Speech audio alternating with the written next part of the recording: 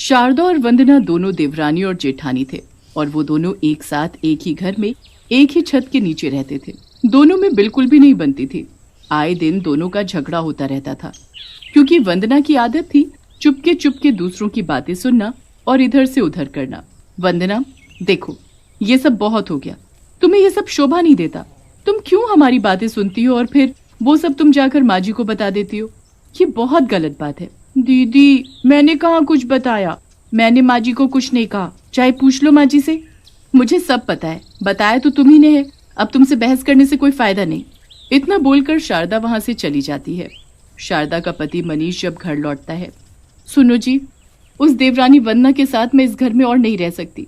जब देखो कमरे के बाहर से कान लगाकर सुनती रहती है और इधर की बात सारी माँ जी को बता देती है। घर का कोई काम धंधा तो करना होता नहीं, बस पूरे दिन पड़ोस में इधर की उधर बातें करती रहती है। तुम्हें तो पता ही है कि उसके कान कितने तेज हैं, दूर से भी सब सुनाई देता है उसे। तुम कितना भी धीरे बोलो उसे सुनाई दे ही जाता है। फिर भी कोई जरूरी बात हो तो मेरे कानों में बोल दिया करो, फिर उसे कुछ सुनाई नहीं देगा। हाँ। उन्हें क्या पता था कि वंदना सीढ़ी पर खड़े हुए अभी भी उनकी बातें सुन रही थी। सुनो जी, एक बात बोलूं? मैं ये बोल रही थी कि हम लोग चुपचाप माँ से सारी प्रॉपर्टी पर साइन करा लेते हैं। उस वंदना को इसमें से कुछ नहीं देंगे।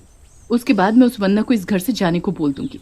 अच्छा जी, तो दीदी हमारा हिस्सा भी हड़पना चाहती हैं, पर मैं ऐसा होने नहीं दूंगी।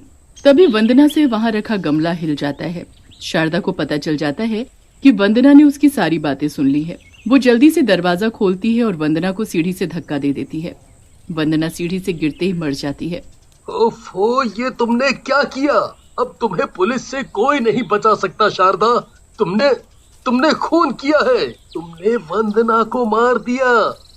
तुम चुप करो जी, तुम्हारे सिवा किसी को नहीं पता कि मैंने गिराया इसे सीढ़ी से।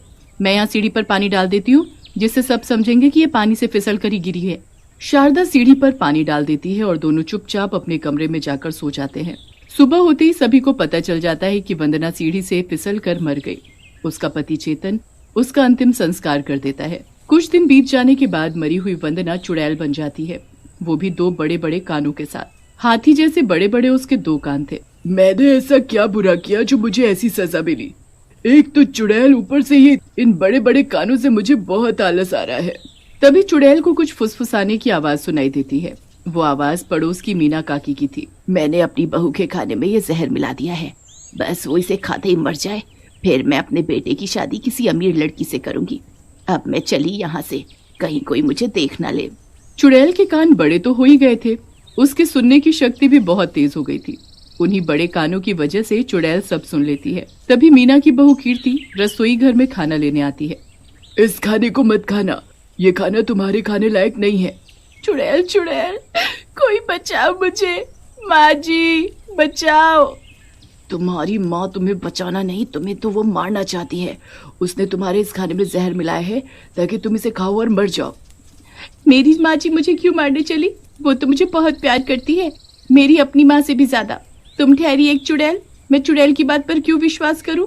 ये मेरे बड़े बड़े कान देख रही हो? कोई कितनी भी दूर खड़ा होकर बातें कर रहा हो, मुझे इनसे सब सुनाई दे जाता है।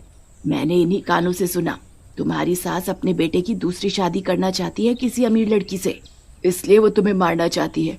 वो उधर देखो, खाने पर जो मक्खी बैठी थी वो उसे खाते ही मर गई। अब तो तुम्हें सब समझ आ गया होगा।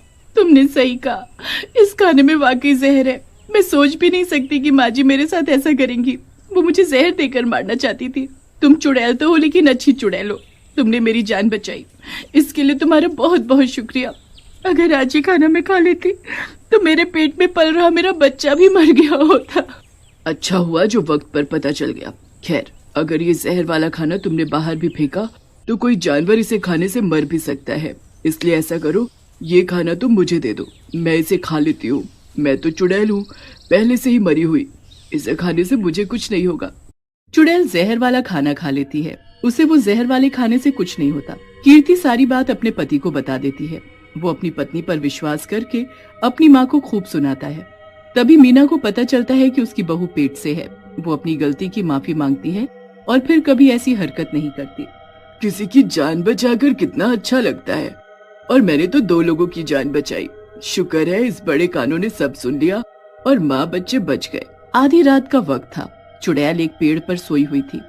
सोते सोते उसे फिर से किसी के बोलने की आवाज सुनाई देती है। ये कान तो मुझे रात को भी चैन से सोने नहीं देंगे। अब आधी रात को कौन बातें कर रहा है?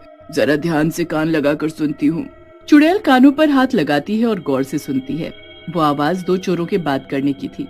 वो दोनों किसी के घर में चोरी का प्लान बना रहे थे, जो चुड़ैल सुन लेती है। अच्छा जी, ये चोर चोरी करने की ताक में है।